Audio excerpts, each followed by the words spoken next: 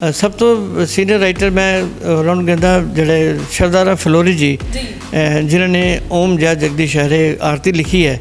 ਮੇਰਾ ਖਿਆਲ ਹੈ ਕਿ ਸਾਡੇ ਪੰਜਾਬ 'ਚ ਰਹਿੰਦੇ ਹੋਏ ਅੱਧੇ ਲੋਕਾਂ ਨੂੰ ਨਹੀਂ ਪਤਾ ਹੋਏਗਾ ਵੀ ਉਹ ਆਰਤੀ ਕਿਹਨੇ ਲਿਖੀ ਜਾਂ ਕਿੱਦਾਂ ਹੋਈ ਸੀ।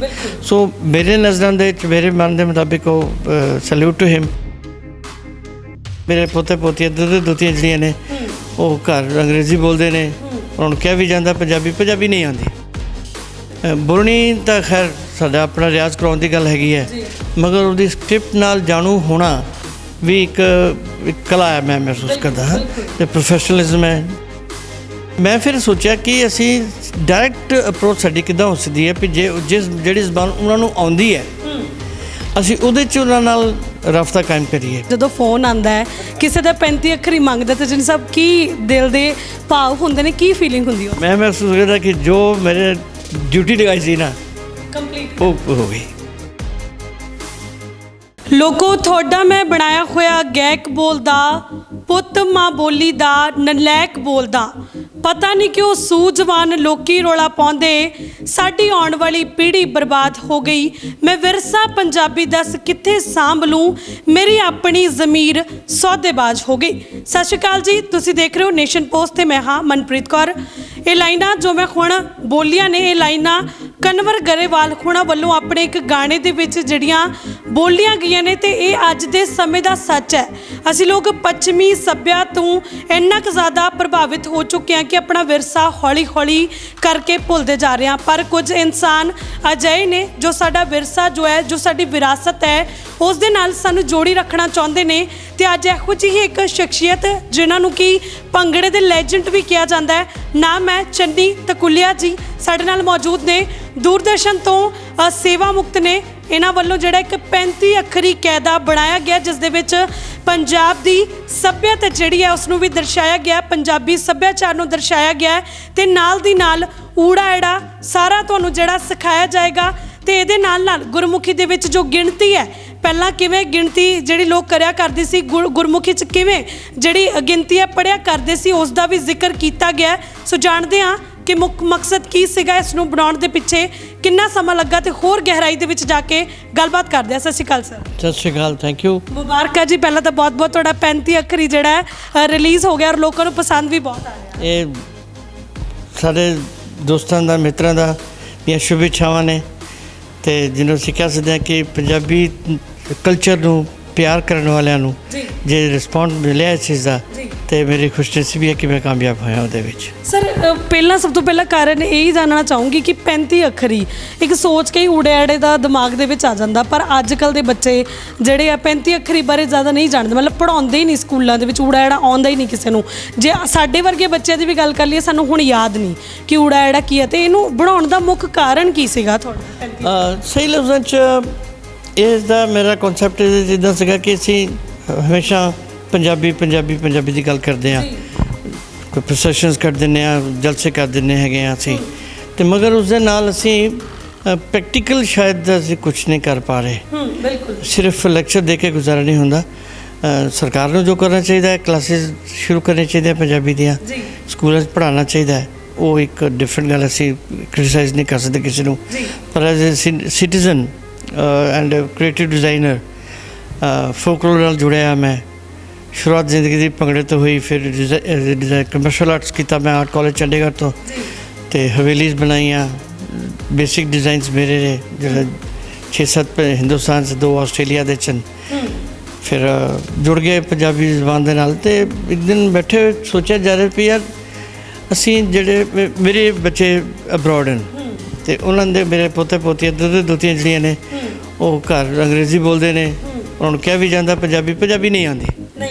ਬੋਲਣੀ ਤਾਂ ਖੈਰ ਸਾਡਾ ਆਪਣਾ ਰਿਆਜ਼ ਕਰਾਉਣ ਦੀ ਗੱਲ ਹੈਗੀ ਹੈ, ਮਗਰ ਉਹਦੀ ਸਕ੍ਰਿਪਟ ਨਾਲ ਜਾਣੂ ਹੋਣਾ ਵੀ ਇੱਕ ਕਲਾ ਹੈ। ਮੈਂ ਮਹਿਸੂਸ ਕਰਦਾ ਹਾਂ ਅਤੇ ਪ੍ਰੋਫੈਸ਼ਨਲਿਜ਼ਮ ਹੈ, ਟੀਚਰ ਹੋਣਾ ਚਾਹੀਦਾ ਹੈ। ਅਤੇ ਮੈਂ ਫਿਰ ਸੋਚਿਆ ਕਿ ਅਸੀਂ ਡਾਇਰੈਕਟ ਅਪਰੋਚ ਸਾਡੀ ਕਿੱਦਾਂ ਹੋ ਸਕਦੀ ਹੈ ਵੀ ਜਿਹੜੀ ਜ਼ਬਾਨ ਉਹਨਾਂ ਨੂੰ ਆਉਂਦੀ ਹੈ ਅਸੀਂ ਉਹਦੇ 'ਚ ਉਹਨਾਂ ਨਾਲ ਰਾਬਤਾ ਕਾਇਮ ਕਰੀਏ।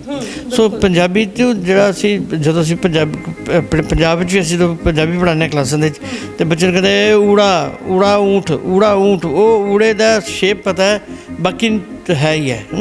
ਸੋ ਮੈਂ ਸੋਚਿਆ ਕਿ ਇਹਨੂੰ 3 ਜ਼ਬਾਨਾਂ 'ਚ ਮੈਂ ਕੀਤਾ। ਇਸ ਕਰਕੇ ਹੋਇਆ ਕਿ ਇਨ ਟੱਚ ਰਹਾਂਗੇ ਅਸੀਂ ਸਾਰੀਆਂ ਜ਼ਬਾਨਾਂ ਦੇ ਨਾਲ। ਪੰਜਾਬੀ 'ਚ ਵੀ ਊੜੇ ਦਾ ਸਪੈਲ ਆਊਟ ਕੀਤਾ ਹੈ, ਇੱਕ ਤਾਂ ਸਾਊਂਡ ਹੈ, ਇਹਦੀ ਪ੍ਰੋਨਾਂਸੀਏਸ਼ਨ ਹੈ। ਉੱਦਾਂ ਹੀ ਅੰਗਰੇਜ਼ੀ ਦੇ ਵਿੱਚ ਉਹਨੂੰ ਸਪੈਲ ਆਊਟ ਕੀਤਾ ਹੈ, ਉਹਦੇ ਸਾਊਂਡ ਦਾ ਪਤਾ, ਵੇਰੀਏਸ਼ਨ ਪਤਾ ਲੱਗੇਗੀ। ਐਂਡ ਫਿਰ ਉਹਦੇ ਕੁਝ ਸਬ ਟਾਈਟਲਸ ਉੱਤੇ ਦਿੱਤੇ ਨੇ। ਊ ਦਾ ਆਵਾਜ਼ ਦਿੰਦਾ ਹੈ। ਇਹ ਨਾਨ ਰੈਜ਼ੀਡੈਂਟ ਇੰਡੀਅਨ ਜਿਹੜੇ ਅਬਰੋਡ ਰਹਿੰਦੇ ਨੇ ਬੱਚੇ ਸਾਡੇ, ਪੇਰੈਂਟਸ ਜਿਹੜੇ ਚਾਹੁੰਦੇ ਨੇ ਬੱਚੇ ਸਾਡੇ ਪੰਜਾਬੀ ਜਾਣਨ, ਅਤੇ ਇਹ ਉਹਨਾਂ ਦੀ ਹਿਫਾਜ਼ਤ ਲਈ ਹੈਗਾ, ਉਹਨਾਂ ਦੇ ਟਰੈਕ ਦੇ ਲਈ ਹੈ। ਤਾਂ ਇੱਦਾਂ ਹੀ ਹਿੰਦੀ ਦੇ ਵਿੱਚ ਨਾਨ ਪੰਜਾਬੀਜ਼ ਜਿਹੜੇ ਦੂਜੇ ਸਟੇਟਸ ਵਿੱਚ ਰਹਿੰਦੇ ਨੇ, ਬਹੁਤ ਕਹਿੰਦੇ ਯਾਰ ਪੰਜਾਬੀ में बोलते हैं हमें समझ तो आता नहीं है। ਤਾਂ ਫਿਰ ਉਹ ਇਹ ਵੀ ਸੋਚਿਆ ਗਿਆ ਵੀ ਯਾਰ ਜਿਹੜੀ ਸਾਡੇ ਬਹੁਤ ਸਾਰੀਆਂ ਚੀਜ਼ਾਂ ਜਿਹੜੀਆਂ ਗੁਰਬਾਣੀ ਦੀਆਂ ਲਫ਼ਜ਼ਾਂ ਨਾਲ, ਜੇ ਅਸੀਂ ਕਦੇ ਕੋਈ ਆਪਣੀ ਹਿਸਟਰੀ ਦੀ ਗੱਲ ਕਰਦੇ ਹਾਂ ਤਾਂ ਉਹ ਪੰਜਾਬੀ ਜ਼ਿਆਦਾ ਲਿਖੀ ਜਾਂਦੀ ਹੈ, ਅਤੇ ਜਿਹੜੀ ਨਾਨ ਪੰਜਾਬੀ ਉਹਨਾਂ ਨੂੰ ਨਹੀਂ ਪਤਾ ਲੱਗਦਾ। ਸੋ 3 ਜ਼ਬਾਨਾਂ ਦੇ ਵਿੱਚ ਇਹਨੂੰ 35 ਅੱਖਰੀ ਨੂੰ ਲਿਖ ਕੇ, ਅਤੇ ਉਹਦੇ ਨਾਲ ਮੈਂ ਮਹਿਸੂਸ ਕੀਤਾ ਕਿ ਉਹ ਜਿਹੜਾ ਖਲਾ ਗੈਪ ਹੈ, ਜਿਹੜਾ ਸਾਡੇ ਜਿਹੜਾ ਵਿਜ਼ੂਅਲ ਗੈਪ ਹੈਗਾ ਜਾਂ ਇੱਕ ਦੂਜੇ ਨਾਲ ਕਨੈਕਟ ਹੋਣ ਦਾ, ਉਹਦੇ ਨਾਲ ਸ਼ਾਇਦ ਘੱਟ ਹੋ ਜਾਏਗਾ। ਅਤੇ ਇਨਫੈਕਟ ਸਿਰਫ ਨਾ ਜ਼ਬਾਨ ਹੀ ਨਹੀਂ, ਹਰ ਇੱਕ ਚੀਜ਼ ਜਿਹੜੀ ਹੁੰਦੀ, ਕਲਚਰ ਦਾ ਵੀ ਗਿਆਨ ਹੋਣਾ ਬੜਾ ਲਾਜ਼ਮੀ ਹੈ। ਉੱਥੇ ਦੀਆਂ ਸਾਰੀਆਂ ਮੂਵਮੈਂਟਸ ਜਿਹੜੀਆਂ ਨੇ, ਸਾਡੀ ਬਹੁਤ ਵੱਡੀ ਸਾਡੀ ਘਰਾਣਾ ਜਿਹੜੀ ਪਾਰਟੀਸ਼ਨ ਤੋਂ ਪਹਿਲੇ ਦੀ ਹੋਈ ਹੈ, ਜੰਗ ਆਜ਼ਾਦੀ ਦੇ ਵਿੱਚ ਰੈਵੋਲੂਸ਼ਨਰੀਜ਼ ਰਹੇ ਨੇ, ਸਾਡੇ ਬੰਦੇ ਸ਼ਹੀਦ ਹੋਏ ਨੇ, ਫਰੀਡਮ ਫਾਈਟਰਸ ਰਹੇ ਨੇ, ਉਹਨਾਂ ਬਾਰੇ ਵੀ ਬੱਚਿਆਂ ਨੂੰ ਨਹੀਂ ਪਤਾ, ਕਈਆਂ ਨੂੰ ਸ਼ਹੀਦ ਭਗਤ ਸਿੰਘ ਦੇ ਬਾਰੇ ਨਹੀਂ ਪਤਾ। ਸੋ ਇਹਨਾਂ ਨੂੰ 6-7 ਮਹੀਨੇ ਲੱਗੇ ਇਹਨੂੰ ਕਰਨ 'ਚ। ਸ਼ੁਰੂਆਤ ਤਾਂ ਊੜਾ ਤੋਂ ਸ਼ੁਰੂ ਹੋਈ ਸੀ, ਫਿਰ ਇਹ ਕਲਚਰਲ ਦੀਆਂ ਚੀਜ਼ਾਂ, ਫਿਰ ਫੋਕ ਡਾਂਸਰਸ, ਫਿਰ ਥੀਏਟਰ ਦੇ ਬੰਦੇ ਨੇ, ਫਿਰ ਕੂਕਾ ਲਹਿਰ ਹੋਇਆ। ਮੈਂ ਇਕੱਲਾ ਹੁਣ ਕਰਕੇ ਨਾ ਮੈਂ WWF ਦੇਖਦਾ, ਤਾਂ ਉੱਥੇ ਨਾ ਇੱਕ ਪਾਵਰਮੈਨ ਦਾ ਇੱਕ ਸ਼ੋਅ ਆਉਂਦਾ ਹੈ। ਉਹਦੇ ਵਿੱਚ ਉਹ ਇਸ ਤਰ੍ਹਾਂ ਹੀ ਫੋਕਲੋਰ ਦੇ ਜਿਹੜੇ ਇੰਪਲੀਮੈਂਟਸ ਇਜਾਦ ਕੀਤੇ ਨੇ, ਜਿਹੜੇ ਫੈਕਟਰੀ ਮੇਡ ਨਹੀਂ ਹੈਗੇ। ਉਹ ਟਾਇਰ ਤਾਂ ਫਲਾਣੀ ਚੀਜ਼, ਡੱਬਾ ਜੇ ਪਾਰੇ ਜੇ, ਪੱਥਰ ਜੇ, ਹੈਂ। ਸੋ ਉਹ ਮੈਂ ਸੋਚਦਾ ਵੀ ਇਹ ਕਲਚਰ ਤਾਂ ਸਾਡੇ ਵੀ ਹੈਗਾ ਇੱਥੇ, ਪਰ ਸਾਡੀ ਸ਼ੇਪ ਦੂਜੀ ਹੈ। ਸੋ ਉਹ ਜਿਹੜੇ ਸਾਡੇ ਲੁਧਿਆਣੇ ਕਿਲ੍ਹਾ ਰਾਏਪੁਰ ਗੇਮਸ ਹੁੰਦੀਆਂ ਸੀਗੀਆਂ, ਜਿਹਨੂੰ ਮਿਨੀ ਓਲੰਪਿਕਸ ਕਹਿੰਦੇ ਸੀ ਨਾ, ਤਾਂ ਮੈਂ ਉਹਦੇ ਵਿਜ਼ੂਅਲਸ ਦਿੱਤੇ ਨੇ। ਇਹ ਟੋਟਲ 64 ਪੇਜਿਸ ਹੈਗੇ ਨੇ, ਜਿਨ੍ਹਾਂ ਦੇ ਵਿੱਚ 60 ਪੇਜਿਸ ਤਾਂ ਡੈਫੀਨੇਟਲੀ 8-8 ਫੋਟੋਗ੍ਰਾਫਸ ਹੈਗੀਆਂ ਨੇ। ਉਹ ਕਲਚਰ ਰਿਲੇਟਿਡ ਸਾਰੇ ਜਿਹੜੇ ਸਿੰਗਰਸ ਰਹੇ ਨੇ, ਬਜ਼ੁਰਗ ਰਾਈਟਰ ਰਹੇ ਨੇ। ਸਭ ਤੋਂ ਸੀਨੀਅਰ ਰਾਈਟਰ ਮੈਂ ਉਹਨਾਂ ਨੂੰ ਕਹਿੰਦਾ, ਜਿਹੜੇ ਸ਼ਰਦਾਰਾ ਫਲੋਰੀ ਜੀ, ਜਿਨ੍ਹਾਂ ਨੇ ਓਮ ਜੈ ਜਗਦੀ ਸ਼ਹਿਰੇ ਆਰਤੀ ਲਿਖੀ ਹੈ। ਮੇਰਾ ਖਿਆਲ ਹੈ ਕਿ ਸਾਡੇ ਪੰਜਾਬ 'ਚ ਰਹਿੰਦੇ ਹੋਏ ਅੱਧੇ ਲੋਕਾਂ ਨੂੰ ਨਹੀਂ ਪਤਾ ਹੋਏਗਾ ਵੀ ਉਹ ਆਰਤੀ ਕਿਹਨੇ ਲਿਖੀ ਜਾਂ ਕਿੱਦਾਂ ਹੋਈ ਸੀ। ਸੋ ਮੇਰੇ ਨਜ਼ਰਾਂ ਦੇ ਵਿੱਚ, ਮੇਰੇ ਮਨ ਦੇ ਮੁਤਾਬਿਕ ਉਹ ਸੈਲੂਟ ਟੂ ਹਿਮ, ਉਹਨਾਂ ਦਾ ਉਹ ਸਭ ਤੋਂ ਜ਼ਿਆਦਾ ਪਾਵਰਫੁਲ ਪੰਜਾਬੀ ਰਿਹਾ ਹੈ, ਜਿਸ ਨੇ ਸਾਰੀ ਦੁਨੀਆ ਦੇ ਵਿੱਚ ਉਹ ਆਰਤੀ ਜਿਸ ਵੇਲੇ ਗਾਈ ਜਾਂਦੀ, ਤਾਂ ਇੱਦਾਂ ਲੱਗਦਾ ਯੁਗਾਂ ਤਰ੍ਹਾਂ ਤੋਂ ਰਾਮ ਭਗਵਾਨ ਦੇ, ਕ੍ਰਿਸ਼ਨ ਭਗਵਾਨ ਦੇ ਟਾਈਮ ਤੋਂ ਉਹ ਆਰਤੀ ਗਾਈ ਜਾ ਰਹੀ ਹੈ। ਸੋ ਉਹਦੇ 'ਚ ਮਸਤ ਮਲਾ ਹੋ ਜਾਂਦਾ। ਸੋ ਉਹਨਾਂ ਦਾ ਵੀ ਲਿੱਤਾ ਗਿਆ। ਫਿਰ ਸਾਡੇ ਜਿੰਨੇ ਵੀ ਸਰ ਨਾਨਕ ਸਿੰਘ, ਭਾਈ ਵੀਰ ਸਿੰਘ, ਫਿਰੋਜ਼ਪੁਰ ਸਿੰਘ, ਉਹ ਸਾਰਿਆਂ ਨੂੰ ਕਰਕੇ ਸਟੈਪ ਬਾਈ ਸਟੈਪ ਲਿੱਤਾ ਗਿਆ ਨੇ।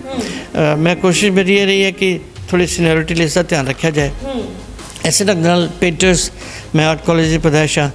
ਮੇਰੀ ਨਜ਼ਰਾਂ ਦੇ ਜਿਹੜੇ ਮੇਰੇ ਤੋਂ ਸੀਨੀਅਰ ਜਿੰਨੇ ਬੰਦੇ ਹੈਗੇ ਸੀ, ਸਾਰੇ ਜਿੰਨੇ ਵੀ ਉਹਦੇ 'ਚ ਇੰਟਰਨੈਸ਼ਨਲ ਰਹੇ ਨੇ, ਉਹਨਾਂ ਸਾਰਿਆਂ ਨੂੰ ਲਿੱਤਾ ਗਿਆ ਹੈਗਾ। ਮੇਰੇ ਟਾਈਮ ਦੇ ਵੀ ਬੰਦੇ, ਮੇਰੇ ਕਲਾਸਮੇਟਸ ਵੀ, ਮੇਰੇ ਤੋਂ ਕੁਝ ਜੂਨੀਅਰ ਵੀ, ਸਾਡੇ ਕੁਝ ਸੱਜਣ ਨੇ ਜਿਹੜੇ ਇੰਟਰਨੈਸ਼ਨਲ ਤੌਰ 'ਤੇ ਫੋਟੋਗ੍ਰਾਫਰ, ਪੇਂਟਰਸ ਜਾਣੇ ਜਾਂਦੇ ਨੇ, ਉਹਨਾਂ ਸਾਰਿਆਂ ਨੂੰ ਲਿੱਤਾ। ਅਤੇ ਫੋਕਲੋਰ 'ਚ ਭੰਗੜੇ ਦਾ ਪਰਫੋਰਮਿੰਗ ਦੇ 'ਚ ਮੈਂ ਰਿਹਾ। ਅਤੇ 1962 ਦੇ ਸਭ ਤੋਂ ਜਿਹੜੇ ਸੀਨੀਅਰ ਸਾਡੇ ਲਿਸਟ 'ਚ ਹੈਗੇ ਨੇ ਅੱਜ ਕੱਲ੍ਹ, ਮਾਸਟਰ ਭਜਨ ਸਿੰਘ ਹੁਣੀ, ਉਹਨਾਂ ਨੂੰ ਨੰਬਰ 2 ਨੰਬਰ 1 ਗਿਣਦੇ ਹਾਂ। ਤਾਂ ਉਹਨਾਂ ਤੋਂ ਬਾਅਦ ਮੇਰਾ ਹੁੰਦਾ ਨੰਬਰ, ਕਿਉਂਕਿ ਮੈਂ 1968 26 ਜਨਵਰੀ 'ਤੇ ਗਿਆ ਸੀ। ਉਹ ਸਾਡਾ ਸਕੇਲ ਬੰਦਾ ਹੈਗਾ ਜਿਹੜੇ ਰਿਪਬਲਿਕ ਡੇ ਪਰੇਡ 'ਤੇ ਅਸੀਂ ਗਏ ਹਾਂ। ਬਾਕੀ ਤਾਂ ਫੋਕ ਡਾਂਸਿਸ ਤਾਂ ਬਹੁਤ ਜ਼ਿਆਦਾ ਹੈਗੇ ਨੇ, ਪਰ ਮੇਰੀ ਜਾਣਕਾਰੀ ਦੇ ਮੁਤਾਬਿਕ ਸੀਗਾ।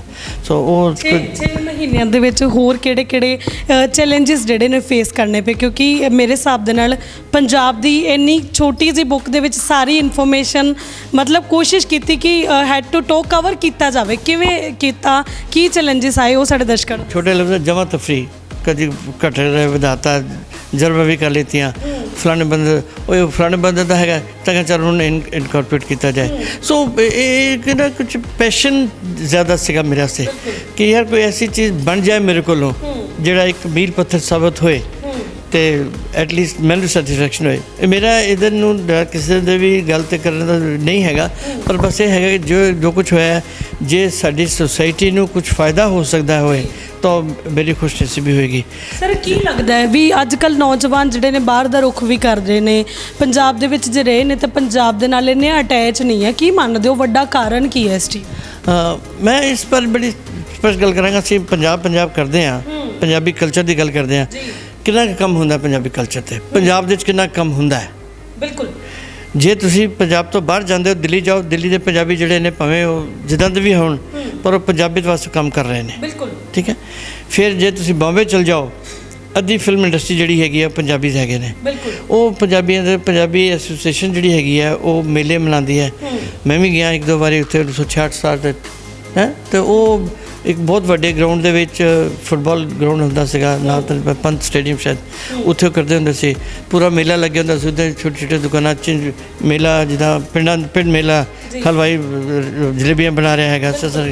ਅਤੇ ਉਹਦੇ ਔਰਗੇਨਾਈਜ਼ਰਸ ਉਸ ਵੇਲੇ ਦੇ ਟਾਈਮ 'ਤੇ ਜਦੋਂ ਮੈਂ 66-68 'ਚ ਗਿਆ, ਪ੍ਰਾਣ ਸਾਹਿਬ, ਬਲਰਾਜ ਸਾਨੀ ਸਾਹਿਬ, ਅਜਲਾਸ ਮਨਮੋਹਨ ਕ੍ਰਿਸ਼ਨ ਜੀ, ਅਜਲਾਸ ਸਚਦੇਵਾ ਹੋਣੀ, ਇਹ ਸਾਰੇ ਉਹ ਲੀਜੈਂਡ ਜਿਹੜੇ ਸਾਡੇ ਇਪਟਾ ਦੇ ਨਾਲ ਜੁੜੇ ਸੀ, ਇੰਡੀਅਨ ਪੀਪਲ ਥੀਏਟਰ ਐਸੋਸੀਏਸ਼ਨ ਨਾਲ ਜੁੜੇ ਸੀ।